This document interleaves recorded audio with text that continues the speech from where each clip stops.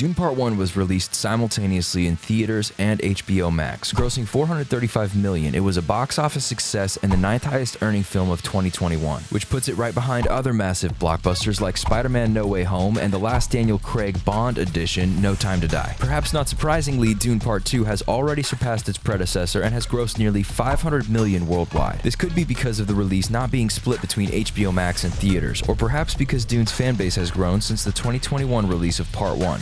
Ecological consultant, newspaper journalist, and science fiction author Frank Patrick Herbert Jr., or Frank Herbert, is who we have to thank for these stories. The world of Dune and its surrounding universe have become beloved by many, but not everyone fell in love with Herbert's Dune series when it was released. In fact, someone by the name of J.R.R. Tolkien had a particular dislike for the story, and this may come as a surprise considering that Tolkien's world of Middle-earth and Herbert's world of Dune are seemingly only similar in the fact that they are both fantasy stories. But with a closer look, we might notice a few similarities. Paul, like Frodo and or Aragorn in Lord of the Rings, brings a messianic role to the Dune story, facing challenges against dark powers over his world, having to take courage in desperate moments, and of course existing in a world with rich lore and history. We can imagine that some of Tolkien's frustrations could be because of the similarities Dune has to Lord of the Rings. But realistically, we might need to give Tolkien a little more credit than to say he was feeling self-conscious because of Dune, especially when considering the release of Dune in 1965 came 10 years after his stories. Tolkien communicated that the stories of the Lord of the Rings were intrinsically Catholic or religious texts, which is perhaps confirmed in the sense of mysticism and wonder that are carried throughout the Lord of the Rings series, along with its potential commentary on the human condition. Perhaps Tolkien didn't see Dune as offering the same sense of mysticism and wonder and clarity about our reality that he felt his series The Lord of the Rings did, and thereby had difficulty appreciating it for what has clearly become a well-received and widely loved story.